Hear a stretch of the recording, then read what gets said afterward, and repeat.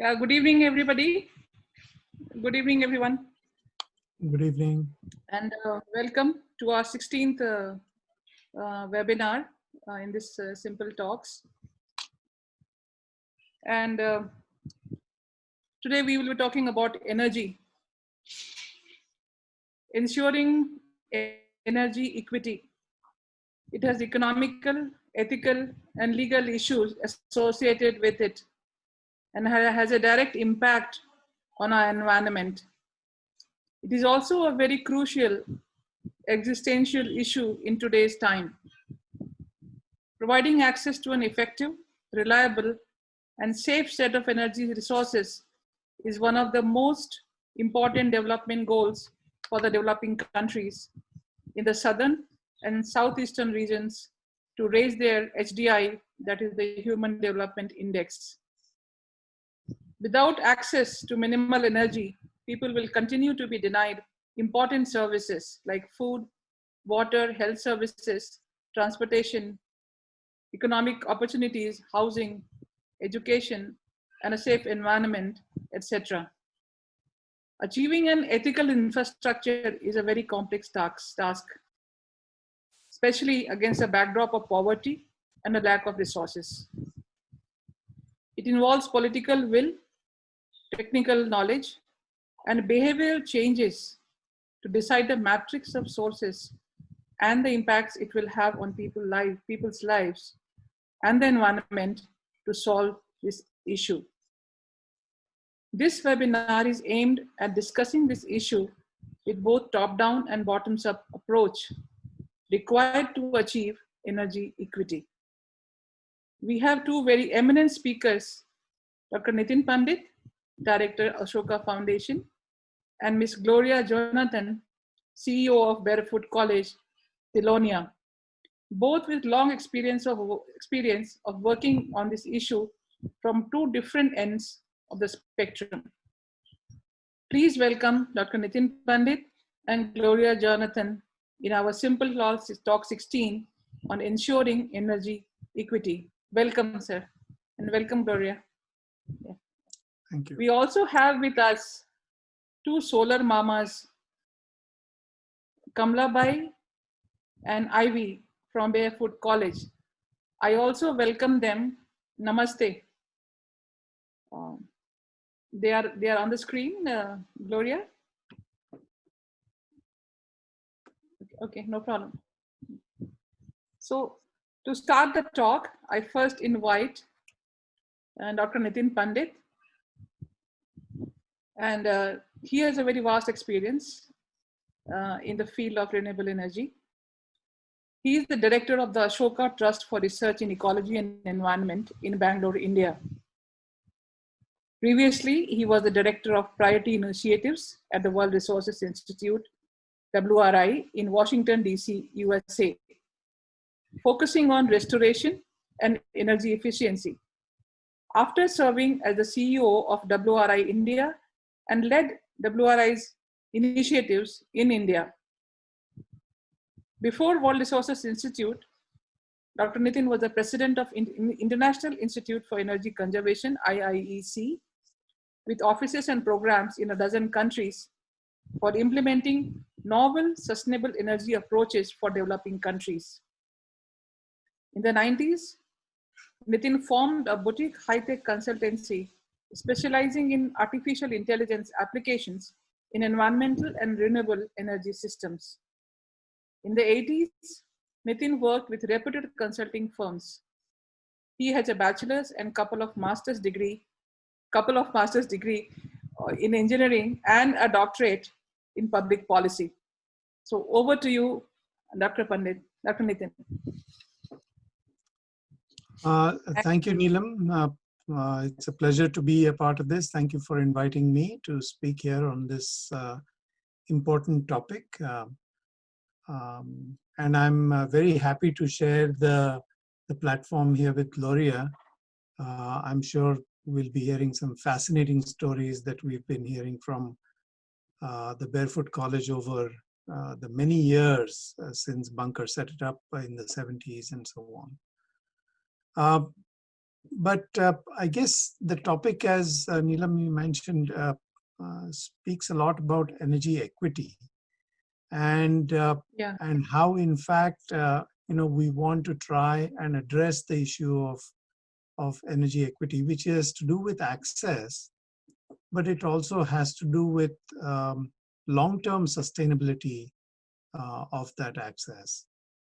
And so a lot of the work that I've been doing, while it has been on renewable energy, when I was at IIEC, a lot of the work focused on energy efficiency and primarily end-use energy efficiency, which meant that, or means that it's like saying that if you save 1 kilowatt hour at the end use, it's like trying to generate 3 kilowatt hours at the generation end.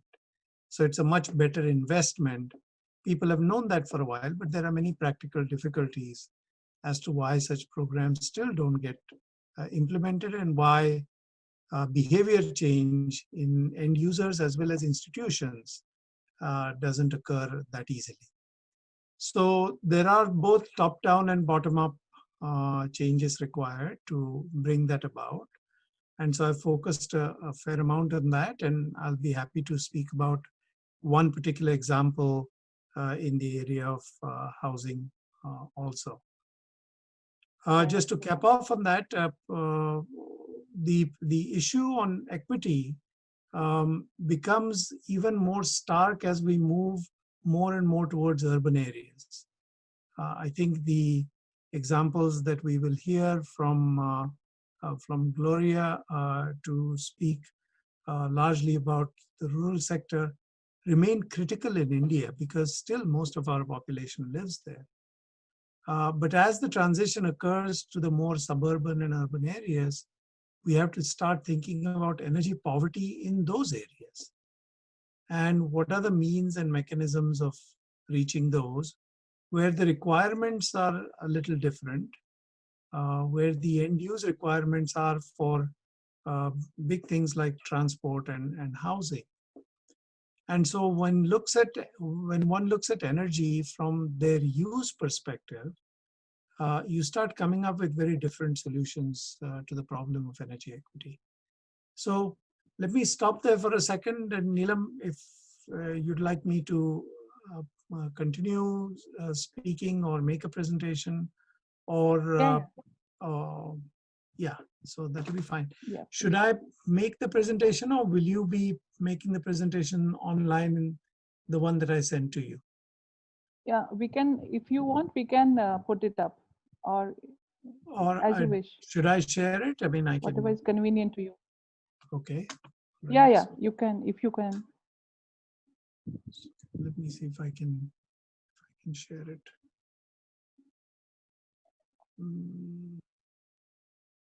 How do I share this? Share okay, we will share it. I got it.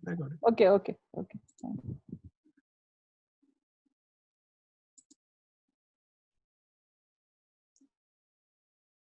Okay, can you see my screen?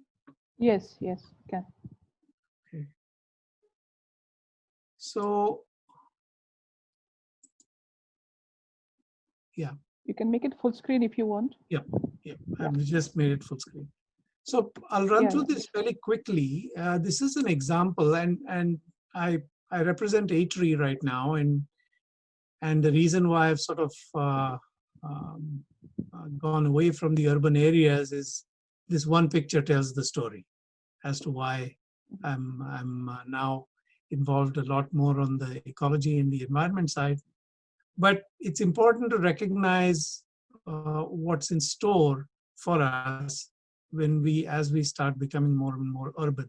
So the example I've picked for this particular session, specifically because of CGBMT, and because of the interest in building materials and so on, I'll look at an example which I worked on almost about 10 years ago, which I think is still quite relevant.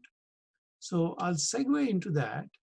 This was a project that I'd worked on green affordable housing. This, you can see the date, 2011 is And a number of international institutions were involved in this, the IFC, the World Bank, and so on. And the idea was to look at the growth of housing demand in India back then in 2010. And you can see that the housing units were going to grow substantially, and where in fact the demand was going to rise by almost 70 million new households until over the next 20 years, until 2030. We are very much on target for that, and I expect that a lot many more housing units will be required. And most of these housing units, by the way, are in the area of affordable housing, meaning that they are for the lower middle class typically in India, and that is where the demand is. So the question is, how does one look at it, and how does energy figure into this picture?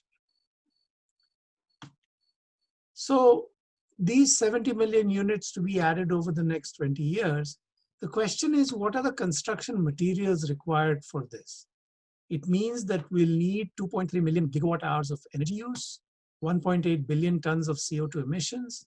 It's like building 28 new thermal power plants.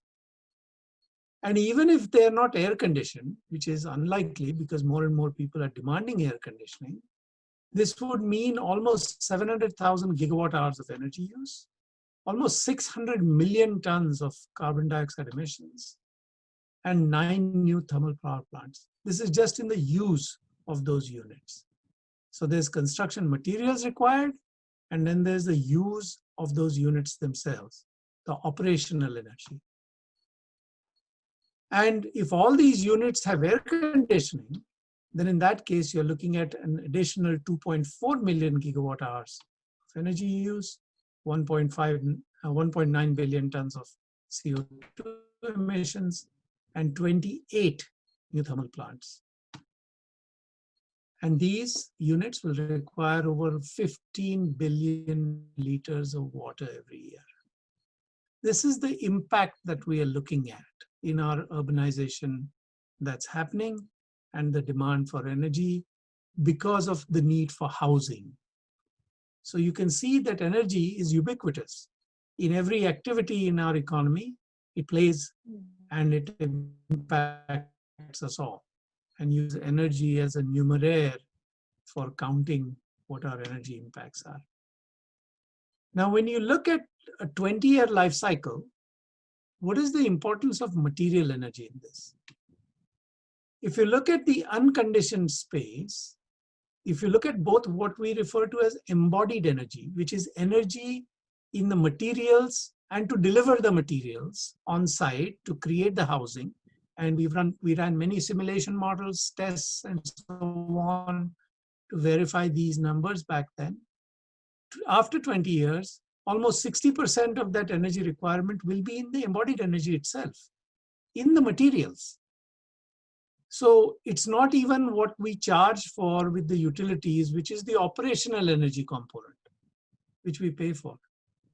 And all that energy that we are looking at, the composite, is what we look at when we look at life cycle energy that is required.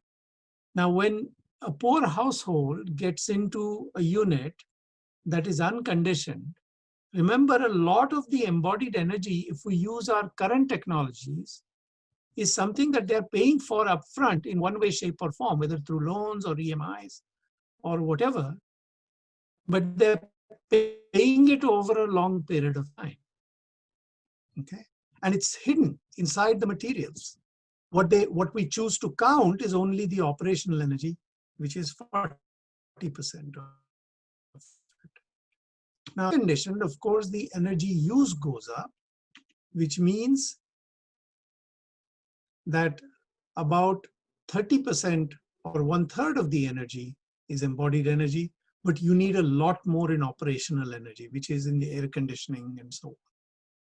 So if more and more poor people start going towards air-conditioned systems rather than passive housing systems, passive solar systems, or systems that are based on energy efficiency and end-use renewable energy, the more we go away from that, the more you find that the poor people will start incurring and paying for these costs over a period of time even more and more. So access becomes even more difficult as you go along, as you get people addicted, you might say, to different ways of living that we think are modern, but it's the same amount of energy, but consumed in different ways. So when you look at a low, what are the units of that we use in buildings? For example, you can use different low energy materials, okay, like structured insulated panels, and we studied about 25 different materials. And a lot of them you can have substitutions. For example, you can see on the right-hand side, the sandwiched wall that you're looking at with insulation, but that can easily take other fibrous material, the fiberboard that we are looking at. But it can take bamboo, it can take other sisal, and many other even biomass materials, which are low energy materials, having just excellent properties also. So there's a lot more work to be done in terms of alternative low energy materials. Low energy walls also, low energy roofs. And in fact, we looked at 25 different things which were not only related to the typical things that we look at, which are beams and columns and so on, but building units that can be substituted with low energy materials, which are critical to what we look at.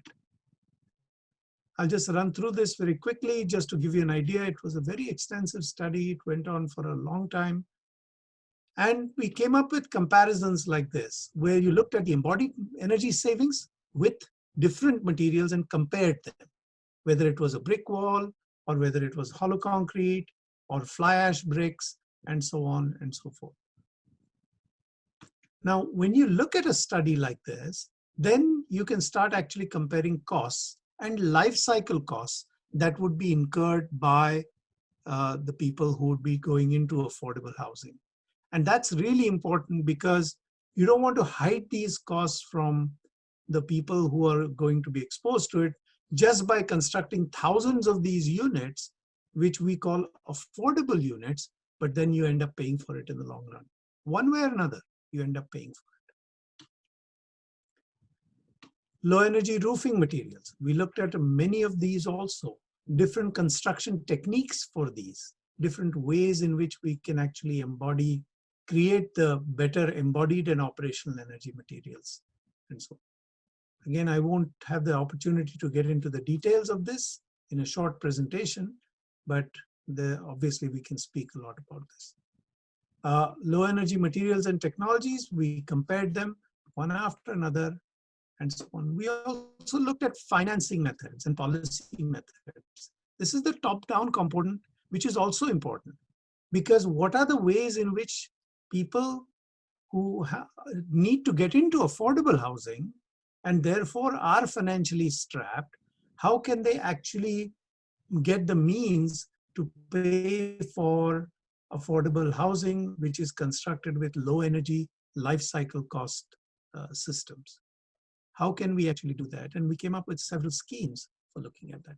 So I'll stop at this time, just from this presentation, and then stop sharing so that we can get to question and answers. I wanted to give something that was more illustrative and that showed the kind of work that is required if we are to look at energy equity from the end use perspective. Here, the end use is housing and long-term housing.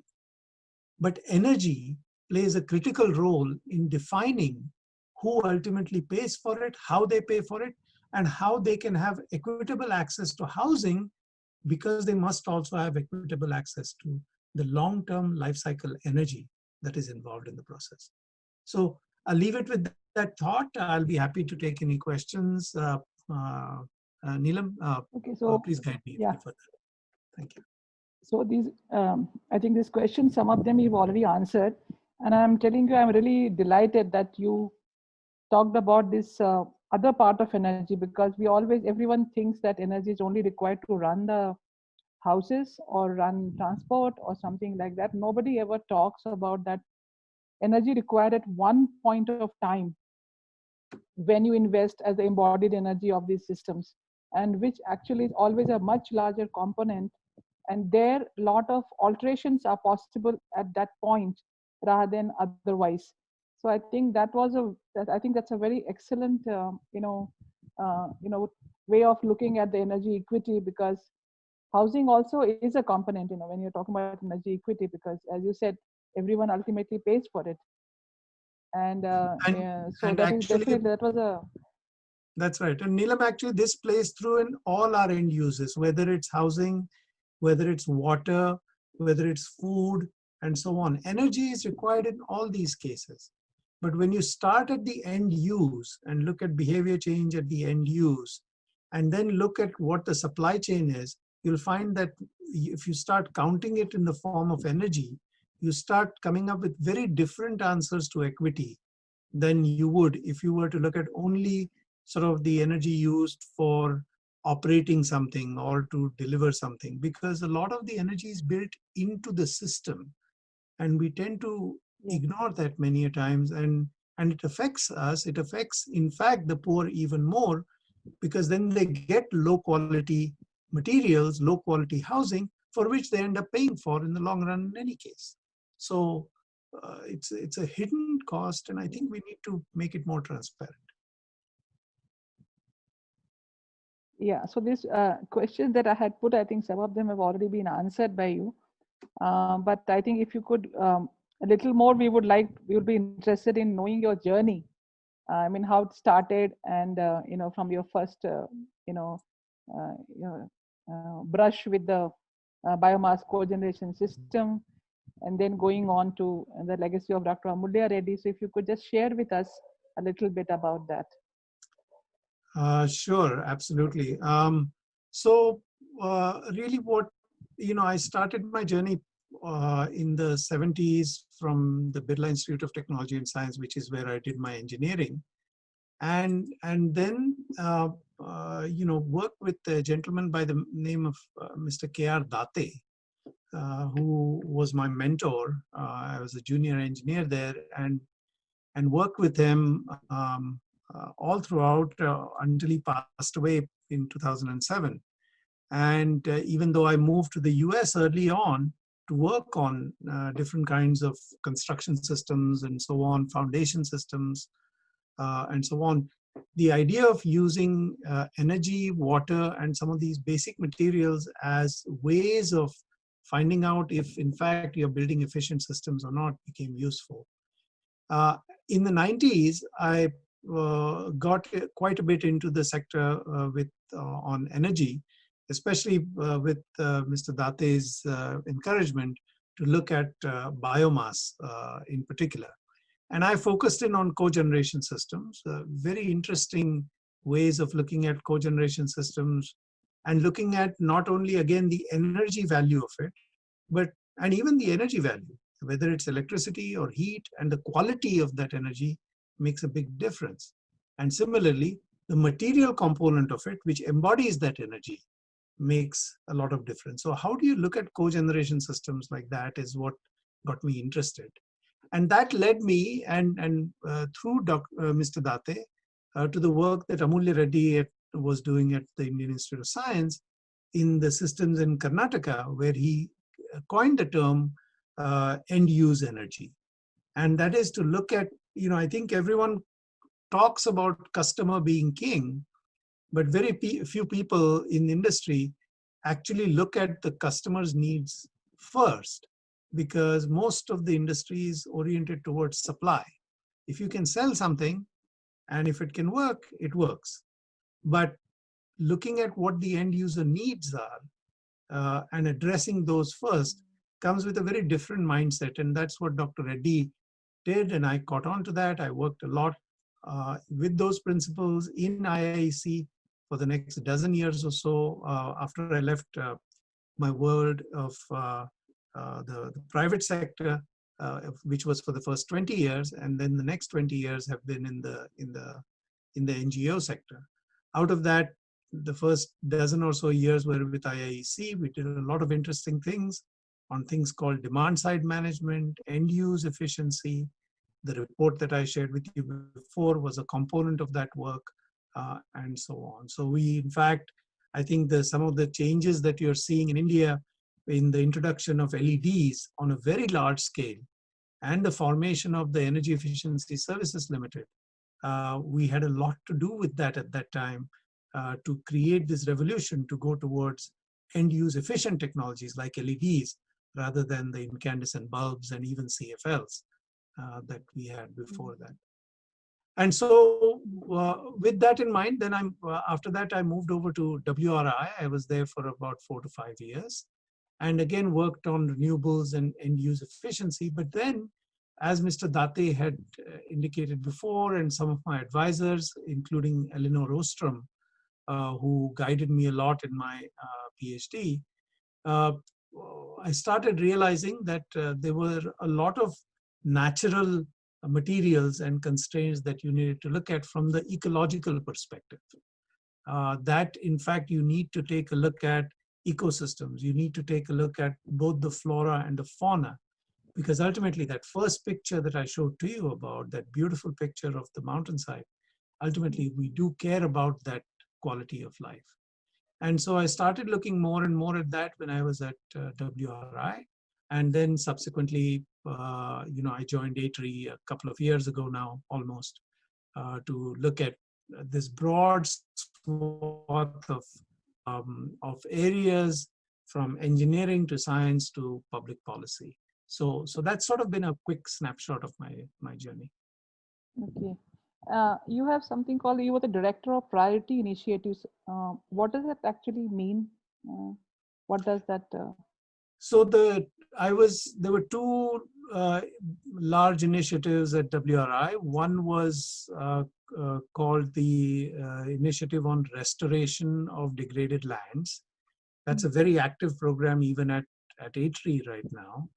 But I had the opportunity to work with colleagues in Washington at WRI when I was in India to kickstart that program in WRI India. And then subsequently, it was a priority initiative in WRI overall, globally.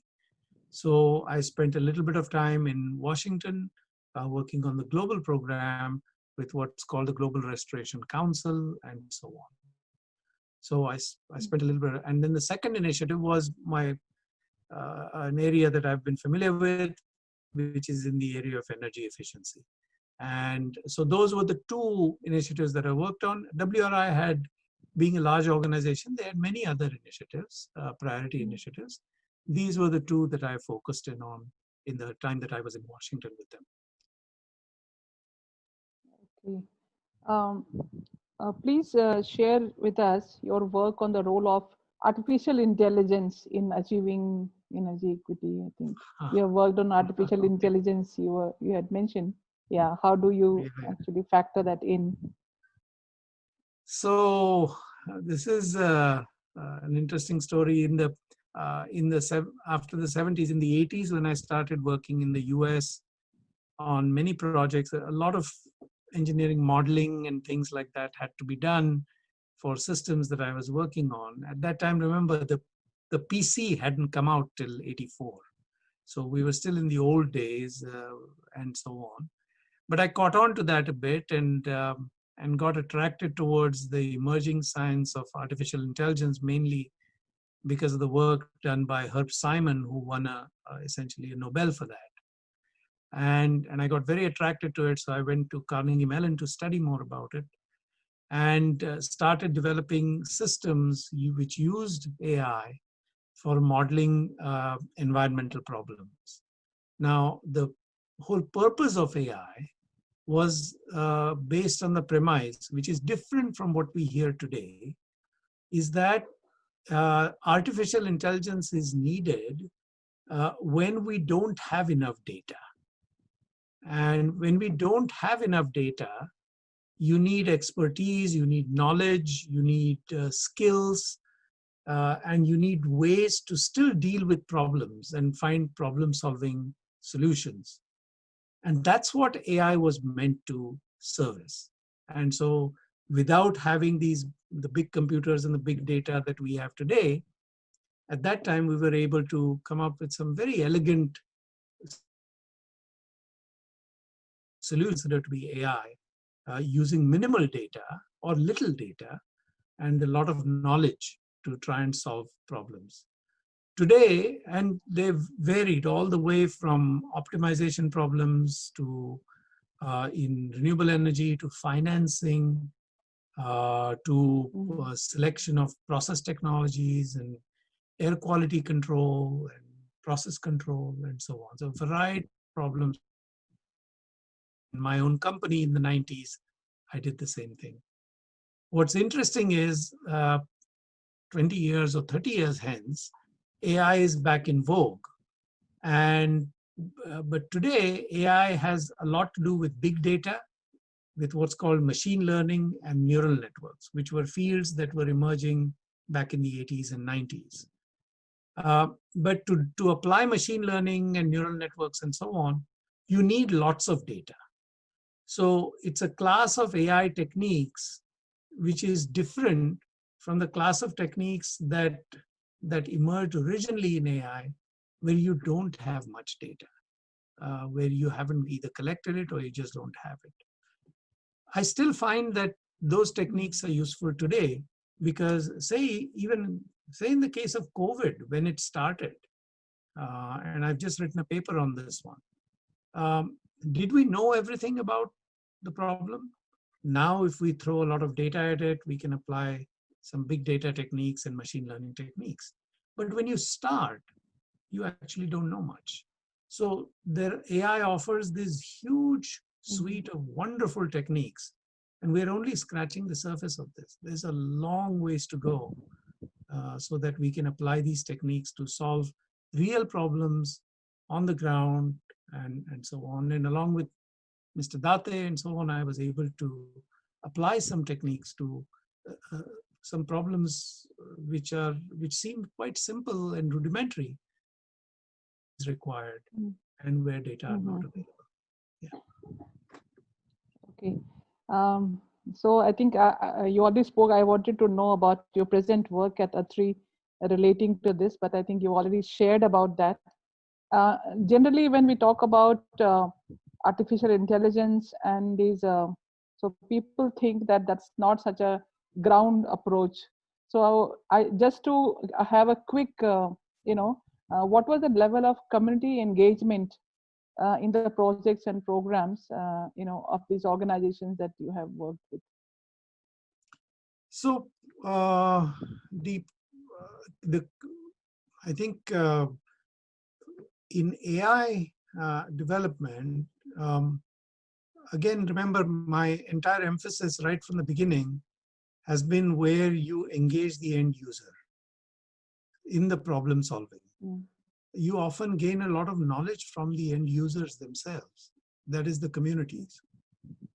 And even when you build, therefore, AI systems, especially when you don't have much data in the classical sense, or in the sense today, getting the communities and the end users involved is critical. And when you capture that knowledge to build systems, then and only then can you actually look at implementations. So for example, if you look at a problem like, say, groundwater pumping for agricultural pump sets. Okay, now everyone is talking about solar pump sets. But really, I mean, when one thinks about it, what's needed at the end use level is water, not energy.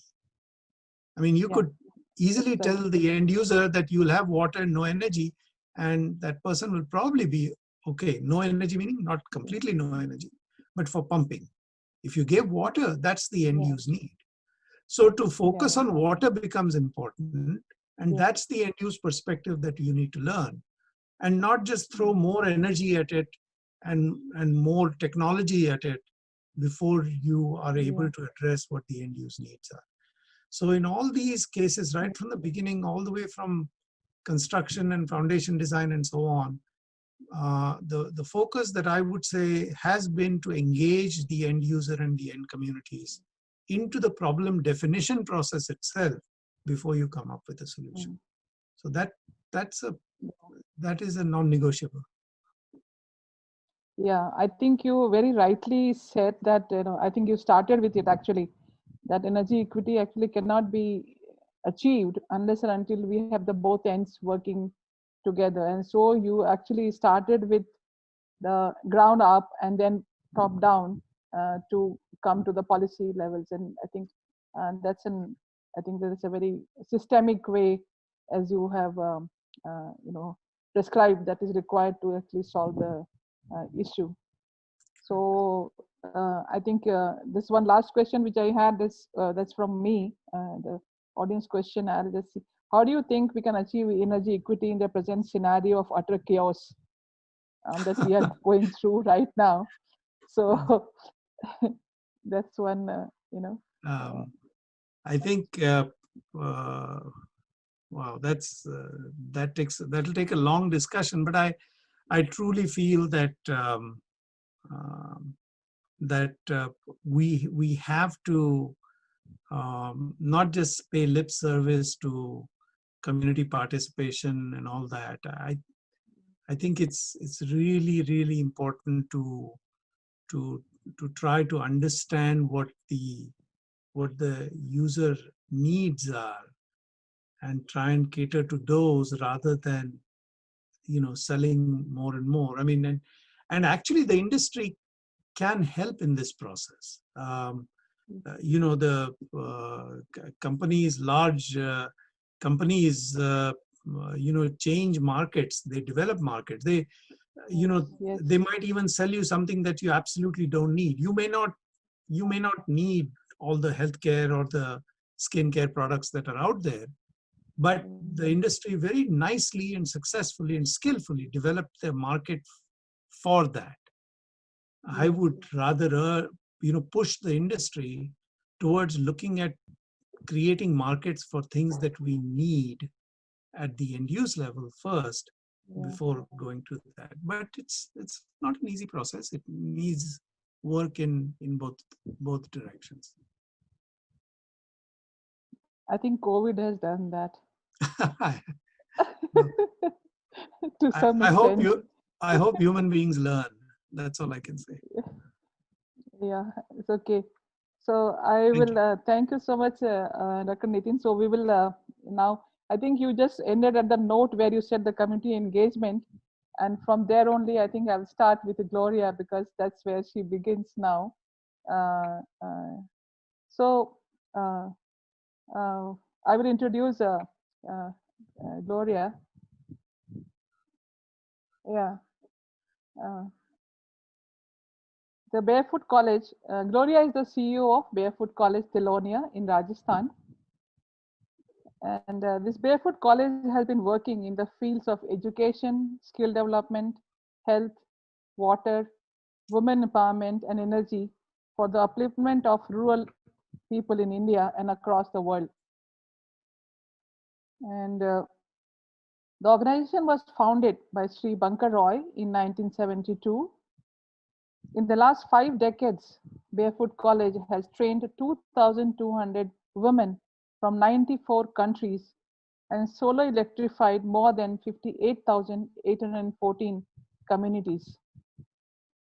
Barefoot College has launched the Women Prosper Initiative, which is a first of its kind, women-centered global network dedicated to sustainable development in every community where poverty exists. Ms. Gloria Jonathan has been instrumental in creating and executing this initiative. She has also supported the establishment of 5 barefoot vocational training centers that will train rural women on solar technology and other secondary livelihoods. Ms. Gloria Jonathan comes from a background of training and development and process engineering. She has over 10 years of corporate work experience prior to joining the Barefoot College in 2015. She has deep commitment to women empowerment, energy access, and working with rural communities. We have, as I had told, we have 2 more other participants from Barefoot College, Kamla Bai, the first barefoot woman solar engineer and now a master trainer. Kamla Bai comes from a farming family. She has both been a student of Barefoot Night School and has run one in her community after her marriage. She was the first woman trained on solar engineering in 1994 and has continued to work with Barefoot College since then.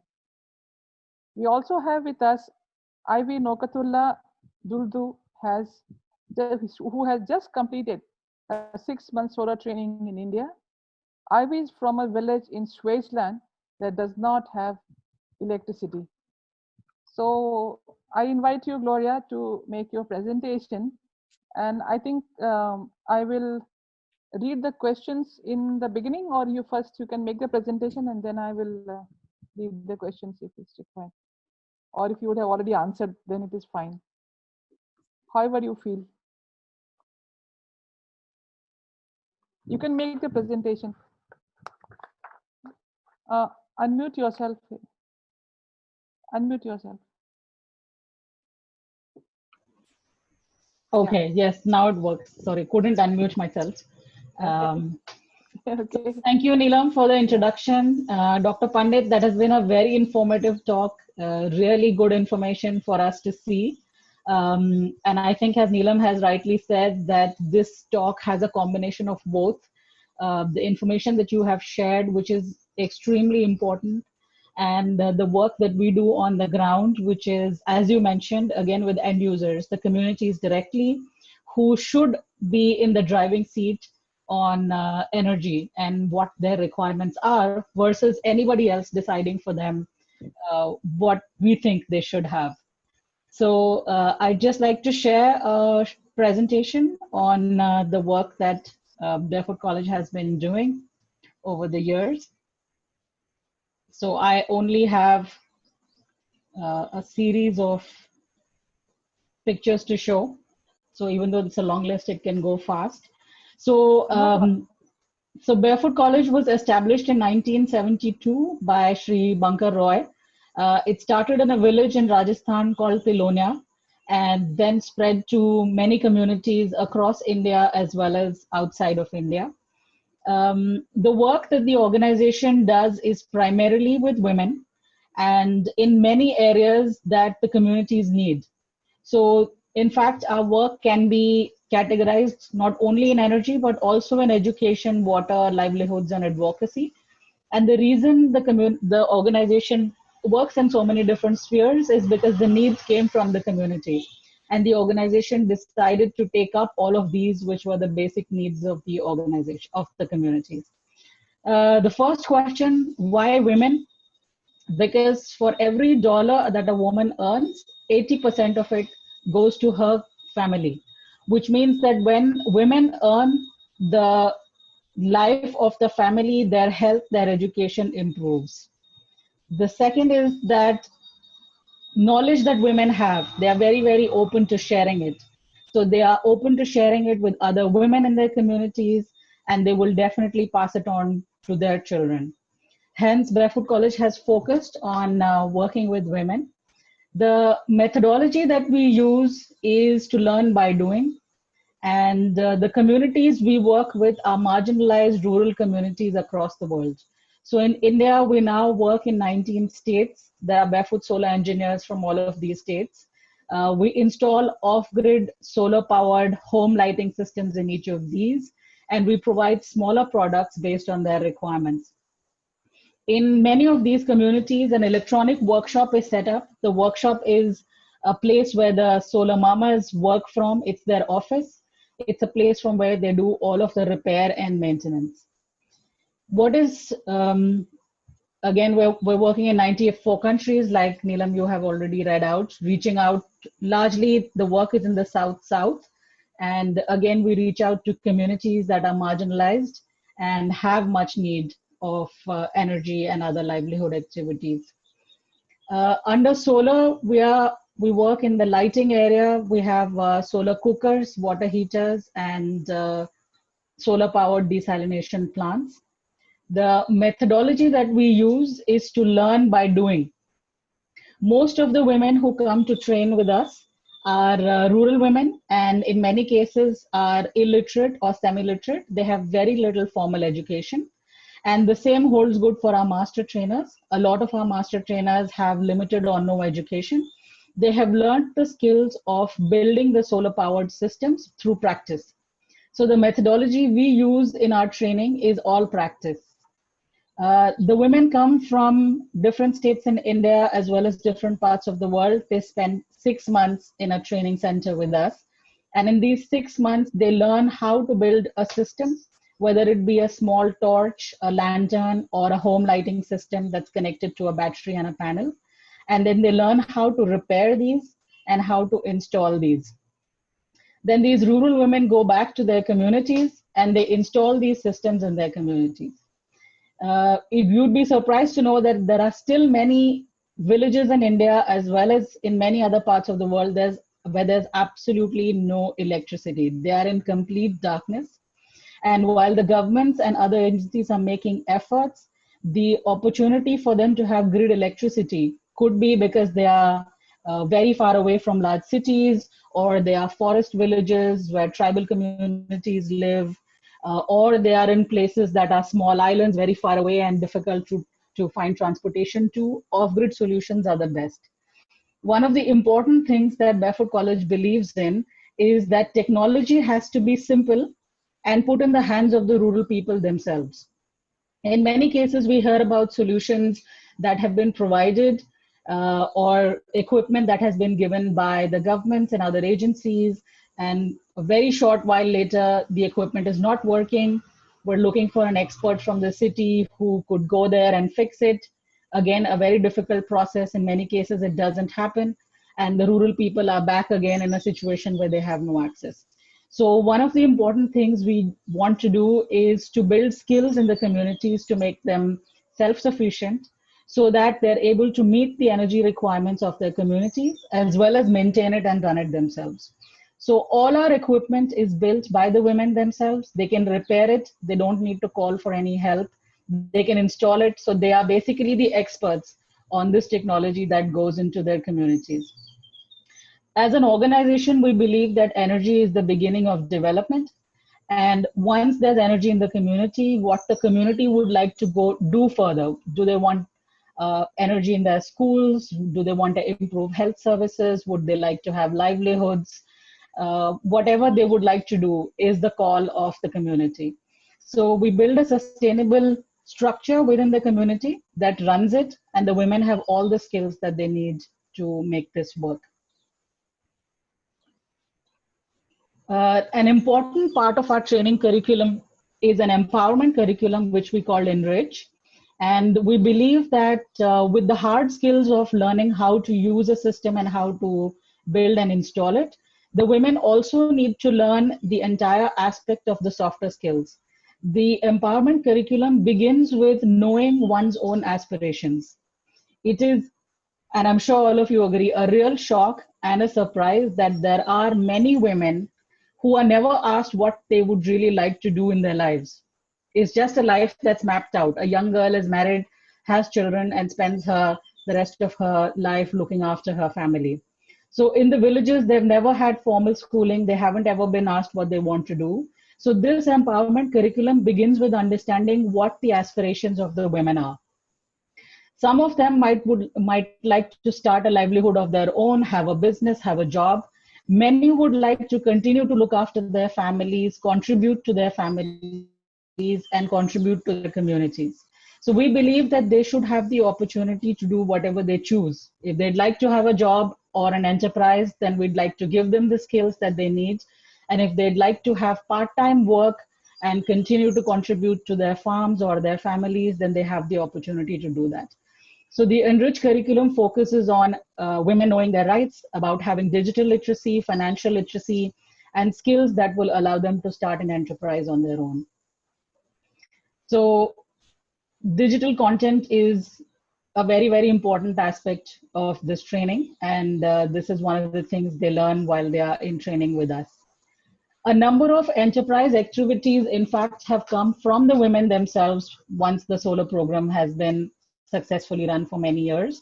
So in terms of clean energy cook stoves, making sanitary napkins, weaving, handicraft, building solar cookers, women beekeepers, women coffee growers, and many other enterprises have taken off. And each of these are unique to the geographies and the places the women come from. Many of them already have these skills in their communities. And with the ability to access energy and have some skills that they can share with the other women in their communities, many of them have started to have their own enterprises. In the year 2018, we have launched our own line of products, which we called Bindi Solar. These products are built by the women themselves. They assemble them and they sell them. And this network, which is currently active in India, is the initiative we called Women Prosper. The idea came from the women themselves, who said that once they had installed their communities, they have the skills and there's much more need in the communities around them. They wanted to know how they could bring more products to people, how they could make more money, how they could have an enterprise in their communities. So this is where Women Prosper comes from. And these are many of the products that they themselves have built. Barefoot College has now started 5 barefoot vocational training centers across Africa. The idea is to be able to reach many other rural women and have colleges like the one we have in Tilonia, where rural women can come and be students and rural women can come and be teachers. And the work that we're doing with communities could spread far and wide. So these are some pictures from our center in Tanzania, in Zanzibar, which is successful and has been running many of the training sessions themselves. So that's my quick presentation. Happy to take any questions.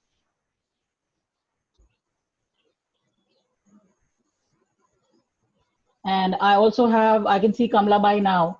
So if there are any questions for any of us.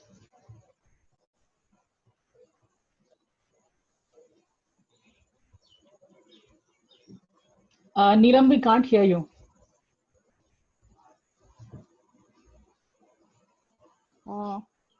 There are some questions, if I can put to you, and after that I can come to Kamla Bai. Is that okay? Absolutely. Okay. So I think one was one is something called the eco feminism, or you know, the eco war with women is something. I think it's something women always take care of. They are the caretakers. So I think it has been proven through Barefoot that if they are put in the system and they are sitting on the table, quite a lot of things can actually change. So it's really heartening to see this actually.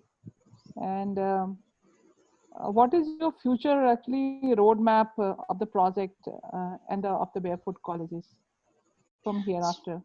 Yes, so the Barefoot approach basically is to say that the regular list of criteria that we need for any student, for instance, if we look at a lot of vocational training or even training that is done around energy, it's mostly focused towards young people. The group that we work with are older women who generally do not have small children and they don't have active family responsibilities. So maybe in their late 30s in rural areas because they get married earlier, or late 40s, they still have a lot of potential and there's much they can do. But the very small number of opportunities come to this group. So that's one reason that we'd like them to be in charge. The second is where energy policies are formed by countries. To what extent is off-grid part of it is one question. Second, how many seats do we have for grassroots people who are most impacted by these policies? So are we really listening to what is required? Are we able to understand what solutions would be best? So it's not necessary that the urban solutions would work in rural areas. Like I'd mentioned, many of the marginalized communities that live in forests, beyond hills, where on-grid solutions just wouldn't work on those places. So we have to be able to have them discussing these and plans that are made around energy have to have the grassroots perspectives. So we feel that with both women being party to the energy aspirations, rural people being party to energy aspirations, was an important point to be made. And hence we'd like to replicate the barefoot approach in other places. So rural people everywhere have the same opportunity. I think that's really great. There's one thing. I mean, we are seeing so many women from different parts of the world, but we also know generally women face a lot of resistance from especially the male folk in the patriarchal societies. What are the challenges you generally have faced in executing this project? So, the first one, of course, is that when we talk to a community and say that, you could have energy in your community and you will need to send at least 2 women for 6 months training. The general response in a community would be that, there are these boys who are sitting here, generally under a tree, and saying, they're not doing anything. Why don't you take these people? Right? Because the whole idea of sending women out of the village and for 6 months away from their family is the first barrier.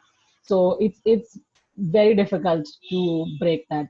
The second is that they'd like the training to happen in their community. They don't want to send them far away. They're concerned for their safety. In a lot of the women who come to train with us have never been on a train before. They've never been on a flight before. They've never even been to the nearest big city from their village. So all of those are challenges. So in fact, a large part of the credit for the success of this model has to go to these courageous women who have taken the step despite all these barriers, not knowing where they are going. They have still made the brave attempt to do so, and then done great things for their communities. Yeah, I mean, I think even on the part of Mr. Roy, who started that, women should be, partaking a bigger role. Yes. The beginning itself, because and so many years back, when even now the women's education is still a big question and people don't take it easily. That was, I think, a very, very bold and good step. I think that really has changed several things. One more very interesting question is, how does this term solar mama, it's really very interesting. How does it come to that actually? And does it signify something? Well, actually the women in Africa, they tend to call each other mama. It's like, it's an affectionate term that they use for each other. And then slowly the colloquial, when we write, we say barefoot women solar engineer. But colloquially, the term solar mama became popular. They all call each other mama. So they were a group of mamas and they were studying solar. So it became solar mama. Okay. I think that's really that's really very interesting, because generally we say whoever is a giver or a caretaker, like a mother, so we call them mama or mother or madre, like that in different languages in the world. And so nature is also mother. So whoever gives selflessly is a mother, and that's why I asked, because solar mama has that mama. So it's like you're giving to the community and your time and everything. That's a really great concept. Okay, so what is your one message to the participants?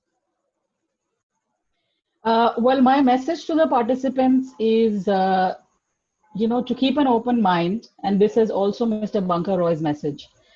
Because the Barefoot College is an example of everything that we would consider difficult to do. If I was to come and say, illiterate women can build a solar system, install it and run it themselves, we would say, no, that's not possible, right?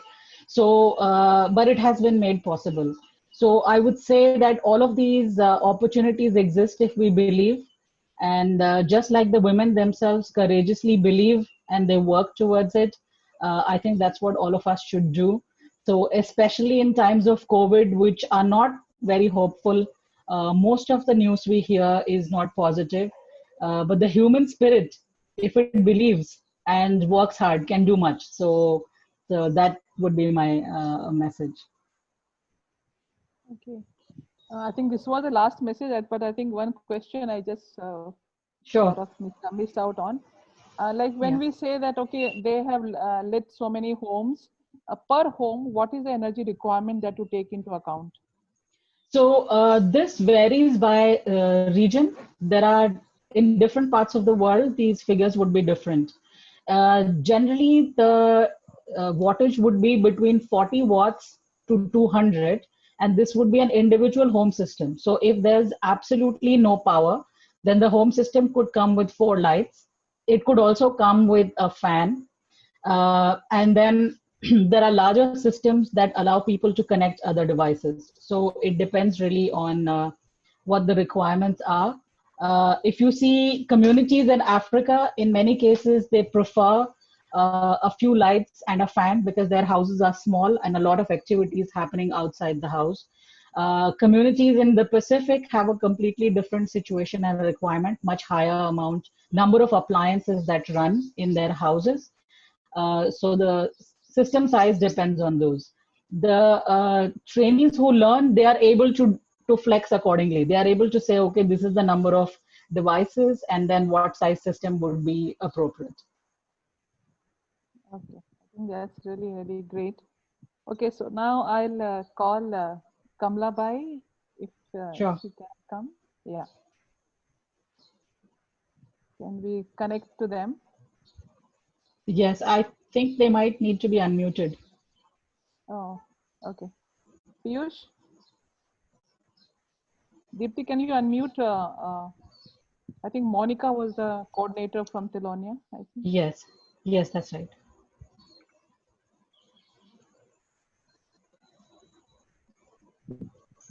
Yeah, she's there. Yeah. Can you Kamla, unmute? Yeah. कमला जी आप सुन रही हैं?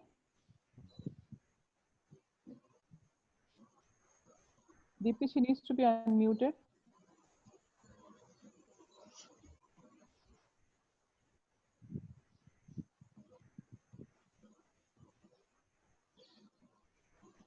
Piyush?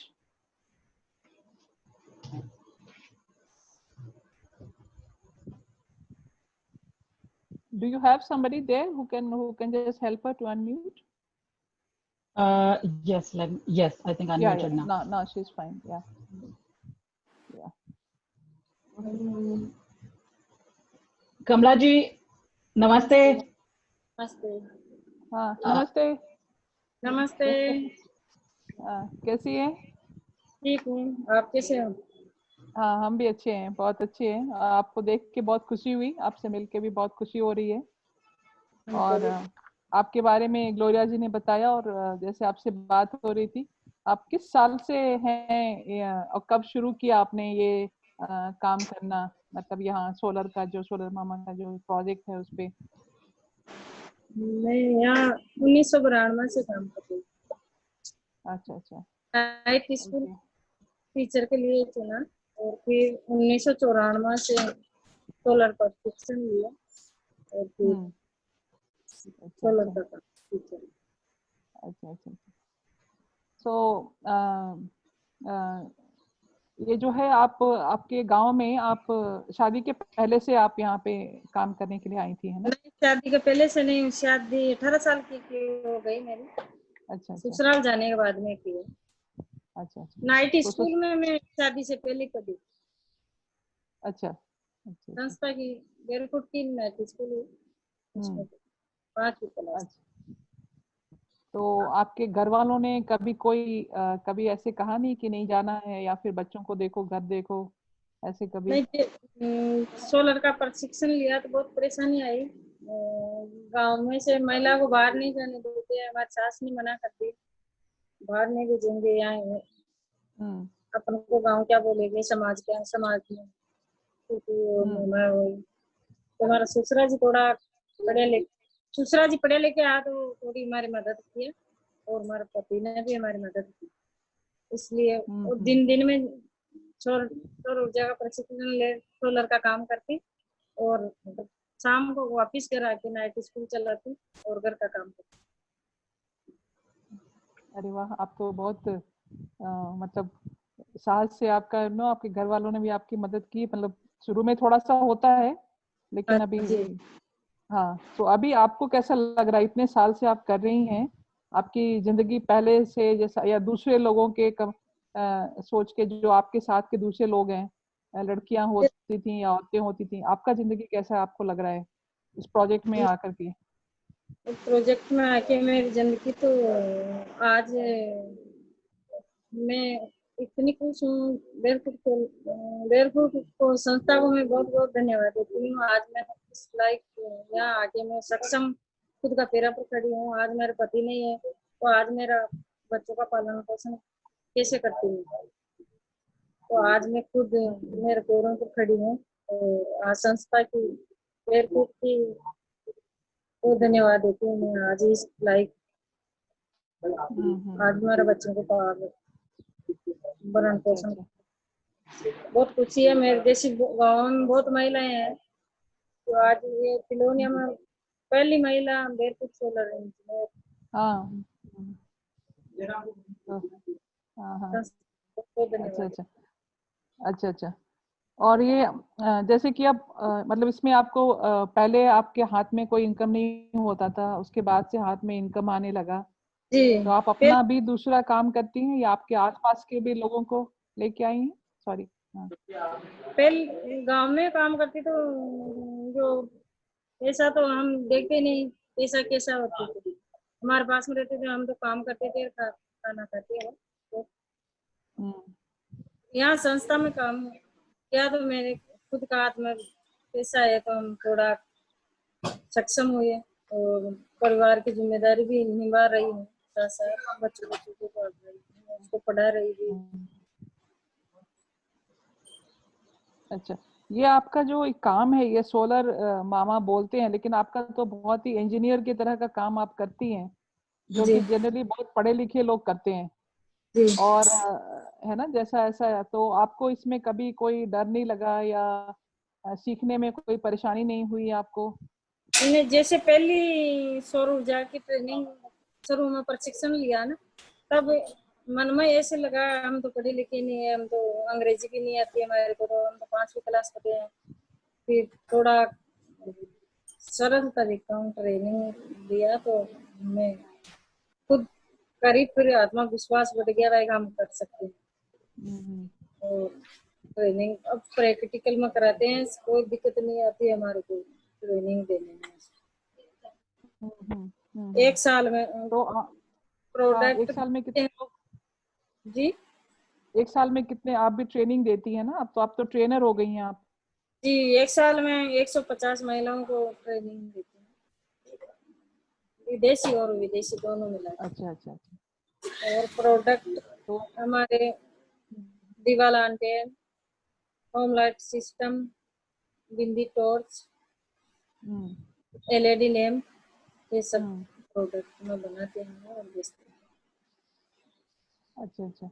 तो ये जो आप विदेश से जो लेडीज आती हैं, उनसे बात वगैरह करने में आपको दिक्कत नहीं होती है कोई? नहीं, दिक्कत तो नहीं होती है, हम समझ जाते हैं। जैसे रोना और हंसना तो बॉडी लैंग्वेज तो अच्छा अच्छा। सेम होता है, हाँ इसलिए हाँ हम कहते हैं। हाँ जैसे हाँ हम हाँ। आरसी, रेजिस्टेंस, कैपेसिटर, ये सब इंग्लिश का नाम है, तो परेशानी तो कोई आती नहीं। टूल्स है, टूल्स का भी अंग्रेजी में नाम है। रजिस्टर कलर कोड पढ़ाते हैं, वो भी अंग्रेजी में पढ़ाते हैं, तो कोई समस्या नहीं आती।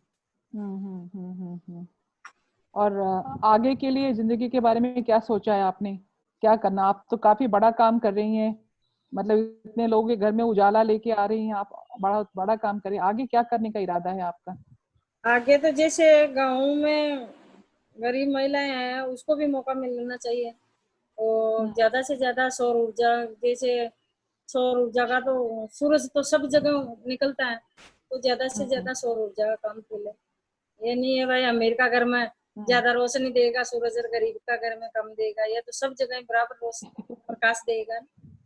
इसलिए फ्री में मिलता है वो। फ्री में मिलता है। हाँ का कोई चार्ज, हाँ। उनके भेदभाव नहीं है वहाँ, सूर्य अच्छा का कोई अच्छा। भेदभाव नहीं है। तो आपकी लड़की है, आपकी लड़की बच्चे हैं? एक लड़का हो एक लड़की है। अच्छा अच्छा, तो लड़की दोनों पढ़ते हैं उन लोग? लड़का पढ़ते हैं, लड़की थोड़ी बुद्धि। हम्म। अच्छा अच्छा। ठीक हो जाएगी।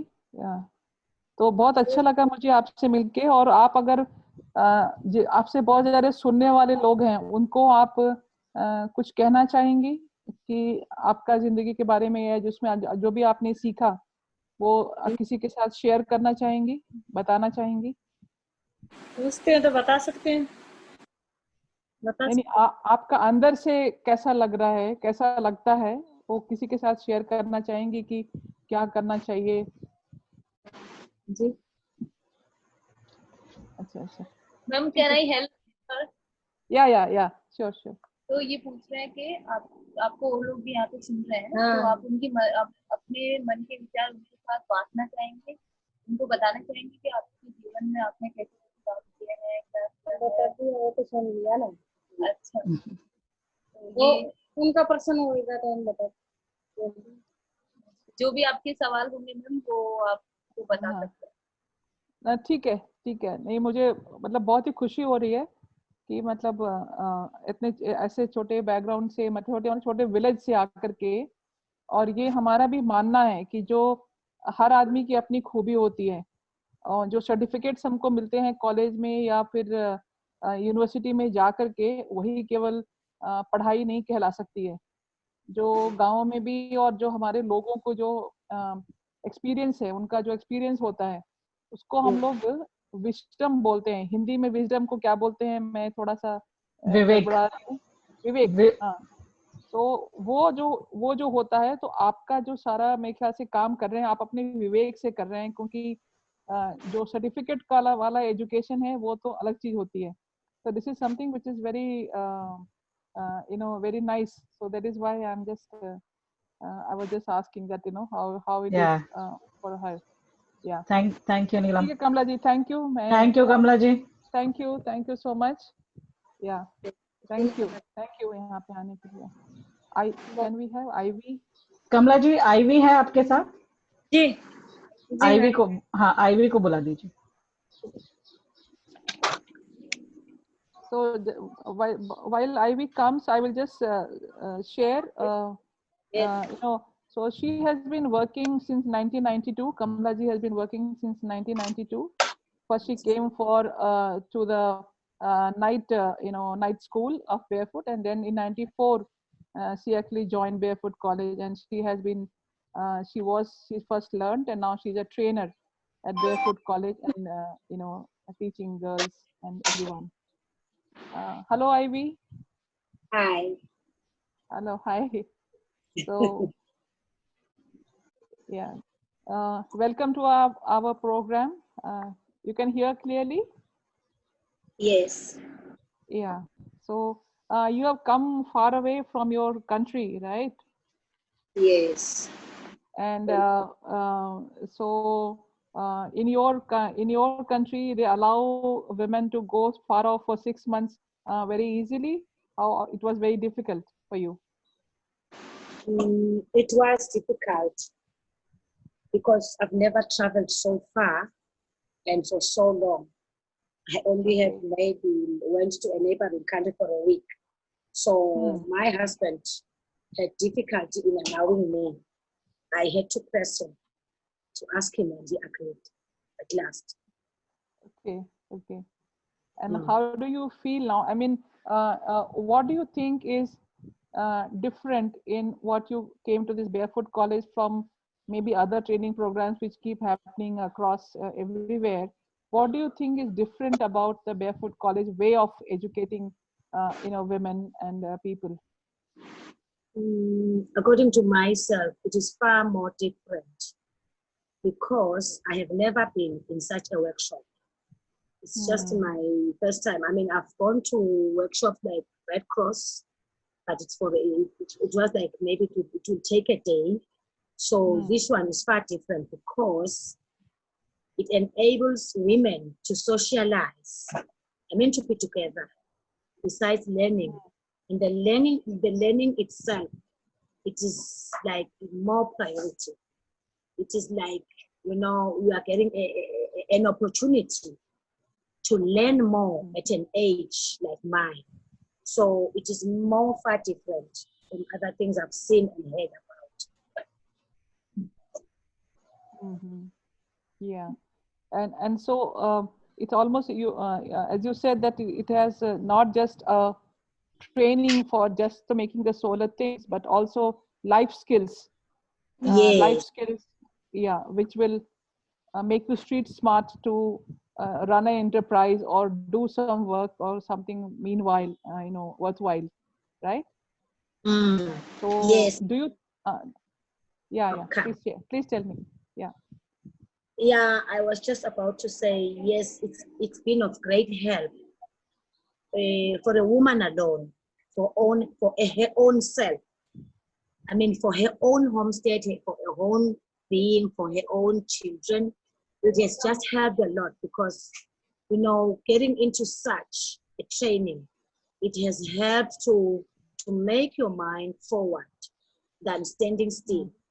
Besides the learning of the solar, the things you have to do in your own life, and maybe the children in between, and to know what you have to do correctly in a right place, to stand still. To teach other friends of yours besides the village, and the village, of course. So it has more opportunities than the solar system only. It just gives light in the mind and life onwards. Okay. So you could call it a life-changing moment for you, experience and moment for you. Yes, please. Yes, of course. Yes. Yeah, I think that's really, really great. So you have just finished your 6 months training, right? Yes. Yeah. So what are your future plans after going back to your country and your village? My future plans are like, when I reach my country, when I reach my homestead, when I reach my village, I think I will have to be a real change to woman from what I got from Barefoot College. So I will just stick to it that the women there, the children around, those who are doing nothing, they will get help from me. They will get more things from what I got. Because, like I said, it's not just solar system alone. It is more. The things that I got here. There is hygiene I got. There is which I okay, the mom. There is I learned about abuse, so I know how to stop. Okay. Maybe I know how to make a plan. To stop that happening in a bad thing happening in an area next to me in my village.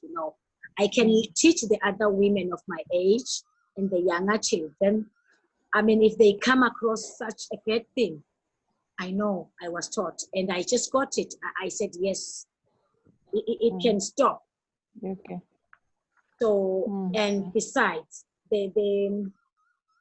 what I can do for myself is of great change. What I've learned here, I know how to save. I know how to plan.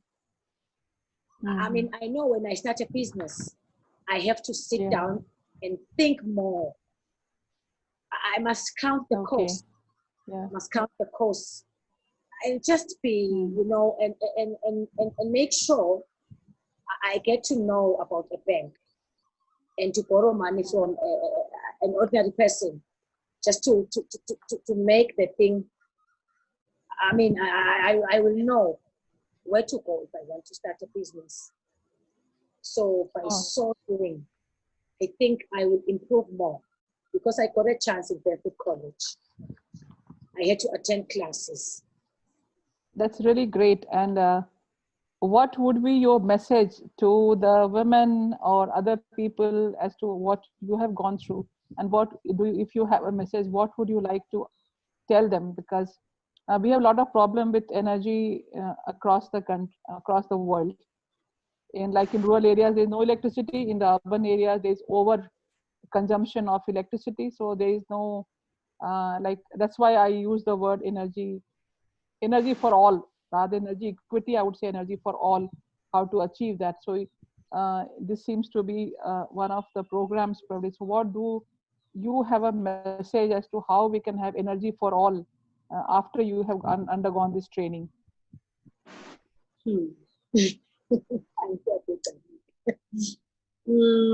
other women from my village, I would advise them, first of all, it needs patience, it needs love, it needs confidence, it needs more strength. Like I say, it needs more patience and the love. I mean, my friend normally says, you can fail, but you should never stop to try after you fail. So if an opportunity comes, I have to grab it. So each woman from my village, because of me, she will have It's really great. to give an to give an ear, and so that we become together and we share what Ivy has learned from Barefoot College. And by so doing, we will all reach the goal. And there will be more light from the mind and the village, the whole village itself. Because of what I learned, it needs it needs a group of people. Because if you are alone, you can maybe fall down and there is no one you can lean on. So the thing needs a system. The thing needs a group of people. The thing needs somebody you can lean on, somebody to share with and to, change words and just go forward. Unlike sitting alone, getting stressed and not getting a solution. If you don't have someone to talk to, if you don't have someone to share with, your learning is nothing. But if you have someone, you share to her, then the people are becoming a group. Then it's like everybody seems to be knowing what is life. And then you say, that's really great. That's really great. I think I must congratulate Gloria also, on this is like really an enlightening and transformational change. And I think that's what is probably required at the grassroots level, which Dr. Nitin Pandit was talking about, when we go to and fro and we take the actual energy requirements, end-use energy requirements, and how we tailor them in the system, that the whole thing can actually work. So once you are enlightened, you can do not just the solar engineering, you can also make houses with your own these things. You can do many other things. So once you are enlightened, you know that you can really do it and you have the strength to do it. So I think Barefoot College, I must congratulate. It's really really a great work, and it's a very nice meeting you, Ivy, and very nice meeting Kamlaji as well. Thank you so much. Thank you so much, Ivy, and maybe see you sometime.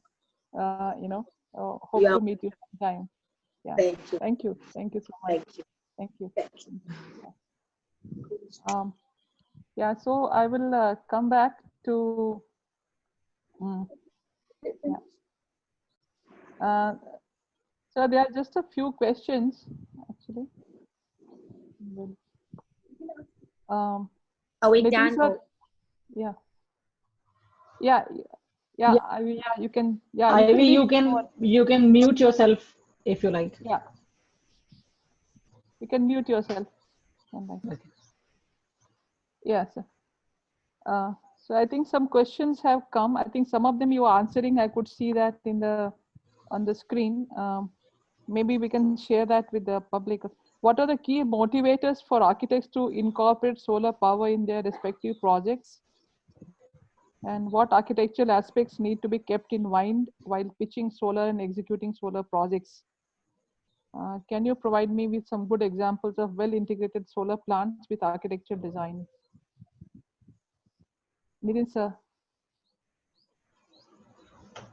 would you like to take it?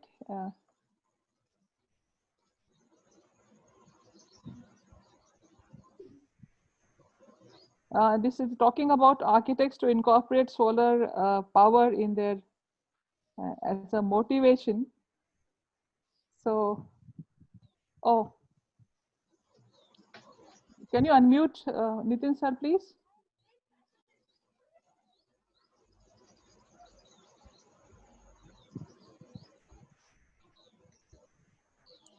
Yeah, yes, sir. Now, no, again, it is gone.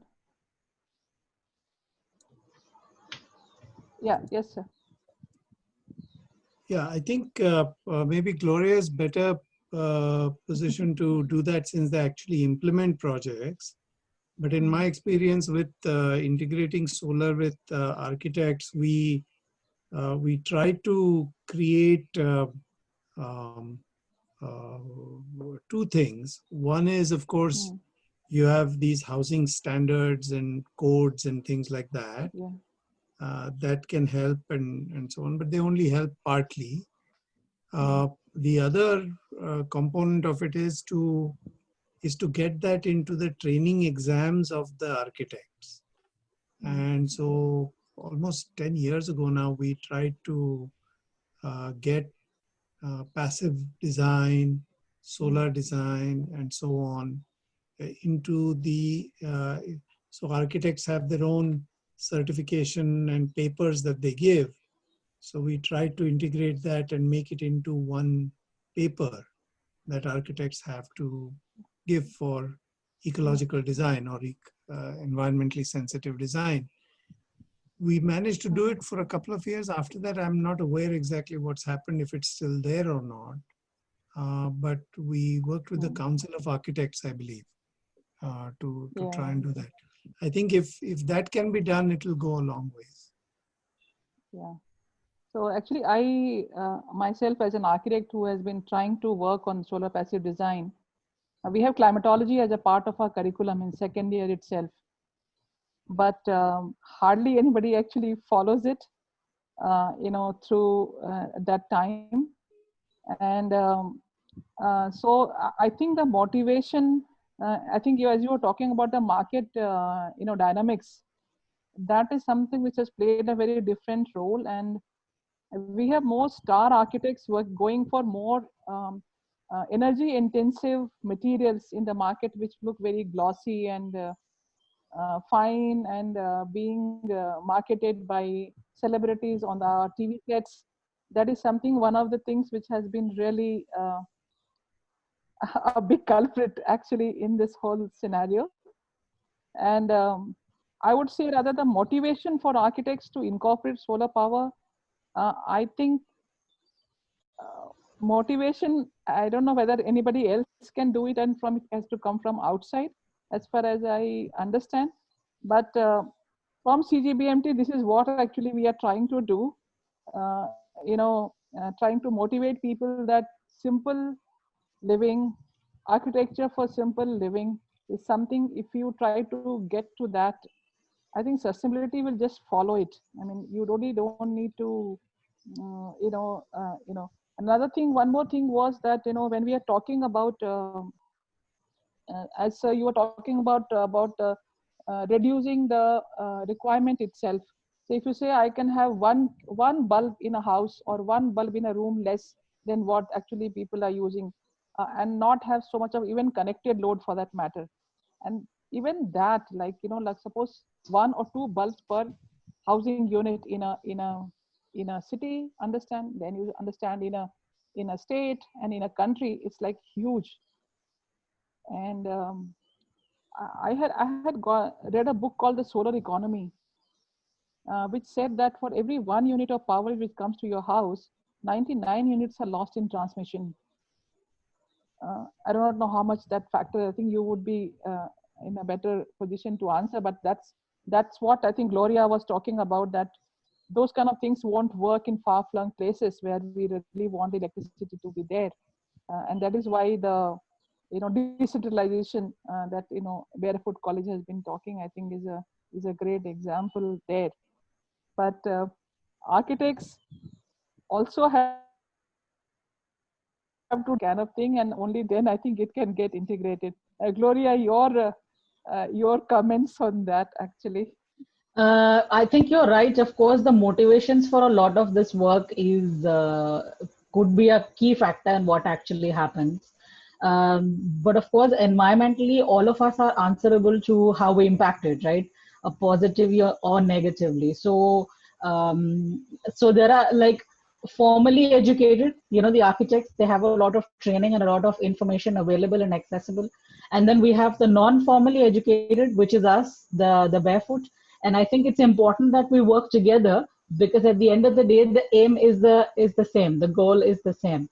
So it's just important to learn from each other and to work together is what I would say. And definitely, like Dr. Pandit has been saying, that understanding the needs for who we are doing this and what do they really want is key to what decisions are finally made. Yeah. Actually, it's more like, like when I design, I say, okay, I want to limit it to 3 kilowatt. 3 kilowatt? Everyone is using 6 kilowatt and 12 kilowatt.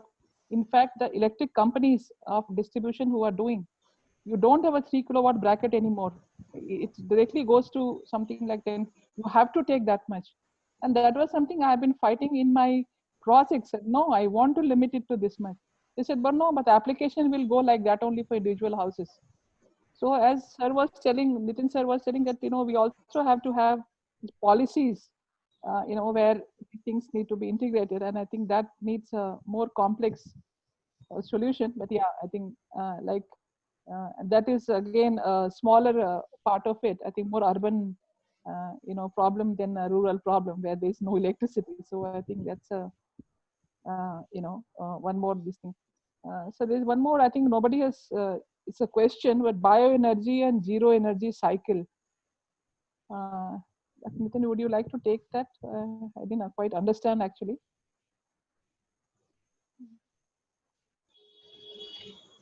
You can unmute yourself. Yeah. Yeah. So let me answer the other question first, actually a little bit, just to say that what Gloria was saying earlier, in terms of taking off-grid energy into account in the planning, I think that's really important. The utilities are supposed to do that with what they call our demand-side management programs, but they don't take it seriously. And I've written about this also. But off-grid, both efficiency, so to improve the energy use in the first place, and then whatever is required to produce it off-grid and locally should be the first choice. And that, if you were able to do that, then the number of connections that the utility can give can be actually more. So the utilities are supposed to have these policies called demand-side management programs, and off-grid and efficiency solutions need to be integrated well into that. So there are, I think, ways of doing that. In terms of bioenergy, yeah, I think this is a kind of a sleeping giant, you might say, because it's decentralized energy that's out there. There's a lot of research that's gone on, all the way from stoves in rural areas, all the way to anaerobic digestion in urban areas, or even in rural areas. So the potential exists. I think the issue that comes up with a lot of the bioenergy related things is that, again, it is not, even the designs that are made are not made with the end user in mind. So that's why we have a failure like the Chula program or even our anaerobic digester program, where, if you are going to ask someone in rural areas or in urban areas to, and they end up being housewives mostly, women, to spend all their time maintaining the system, then that's not going to happen. So we put so much effort into designing very fancy systems. Like I said, aerosols for hairspray, and this is high technology stuff that goes into things that we actually don't require. But the kind of consumer-friendly design that needs to go into the use of these technologies means that you interact again with the end user to find out what are their needs, how are they going to use the system. And I think we fail in that process most of the time. So therefore, while the potential is all there, the technologies I think are all there, but the approach to getting the participant, and especially the women, engaged in the process is absent. So I think bioenergy, sure, absolutely it can work. There's no question. I mean, imagine the amount of effort that has gone into making something as dangerous as LPG available on such a scale. Now, if that can be done, why is it not possible to do simple bioenergy, which is so simple actually? And that's because we just haven't paid attention to the consumer. We say consumer is king, but I don't think people mean it. I think that they think that one very small section of the consumer who can afford these kind of things and they will buy, they are the king. Exactly. So they are the king anyway. So these are Exactly. the other people who suffer from complexes that we can't buy those things, and that's where the whole game actually goes. Yeah. There was one more question actually on your housing technology, which you have put, is that we don't get bank loans for energy efficient alternative techniques. So how do you think we should go about it? So actually, you could react. But before that, I would like to say my house and my office is made with bamboo and mud, pillar slab, CICB, and I got a bank loan. And I think I'm a living example that I was able to build with it. So you have to really probably skirt it out how you do it. And I had solar, I had wind. Wind somehow did not work because we couldn't get a good service engineer. But I had a wind thing also on the top of my house, and so that's how I'm just So that is one thing. So that's, I think, the last question, I suppose. Okay. Yeah, one more is there, but yeah, they are telling that solar panels also require a lot of energy to produce them. So is this something that end user really require? Do they really require these things is what is the question actually. So definitely. I mean, it's true that solar panels require a lot of energy and so on. But again, I'm sure Gloria would say this also probably, but once you get your requirements down to a minimum, then, for electrical energy, what you're left with primarily is lighting and fans and so on, which is what, the system that they have at Tilonia offers. So the basic requirements are met with that. The rest of it is extra. I mean, she's talking about a 200-watt system, and you're saying that that is 3 kilowatts is not acceptable. So there's a big difference there in terms of what our expectations are. But I think so even for the 200-watt systems, many times we look at technologies again. Do we really need very efficient solar panels which take a lot more material energy to make. Yes.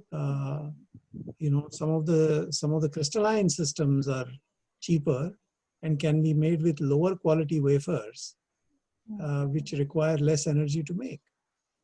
So again, I think there's a trade-off there that one needs to look at. Is we don't need necessarily the highest quality panels with the most amount of embodied energy to provide the highest this thing if your needs are, if your requirements are well specified. So Okay. I will quickly share. I think the time is up, but I will just quickly share because this session is hosted by Dalbagh University, and they have been doing a lot of work, in fact, in this field. So I would just like to quickly, share a few.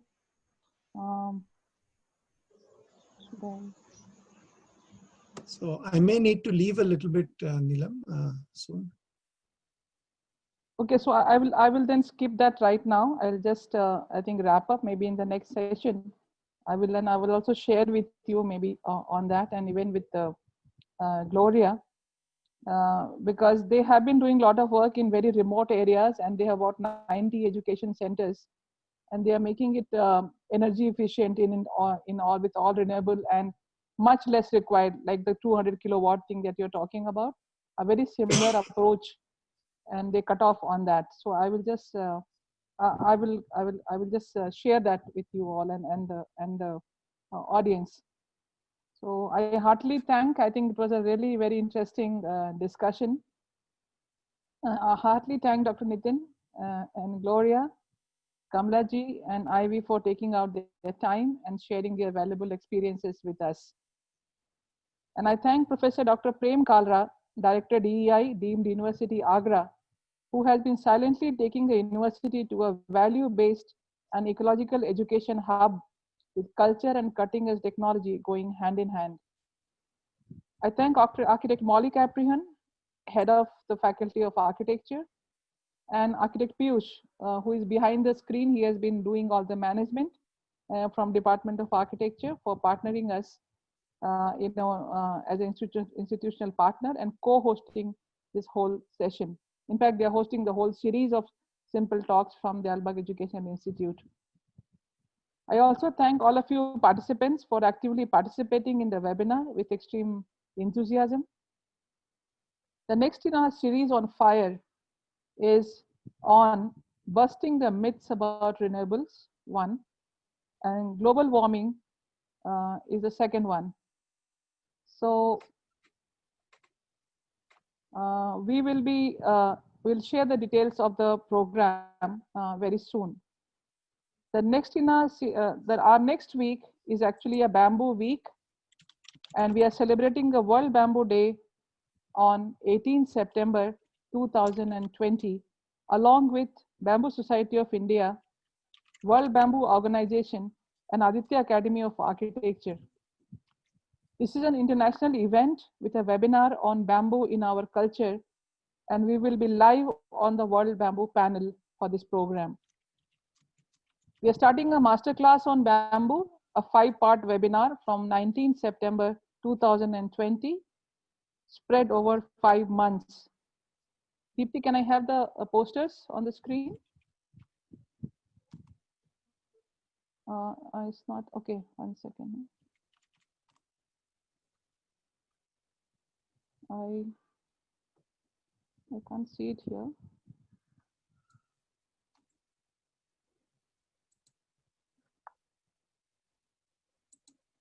Yeah, so you have the posters here?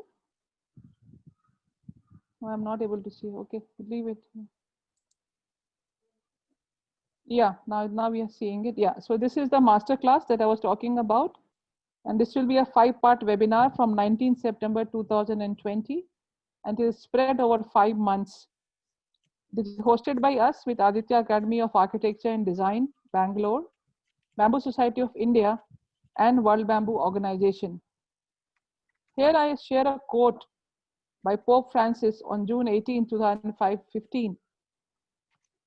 Only when the economic and social costs of using up shared environmental resources, which we call actually as commons, are recognized with transparency and fully borne by those who incur them, can those actions be considered ethical? I leave you with this thought to ponder on when you are using all the gadgets around you and you keep aspiring for more. Thank you once again.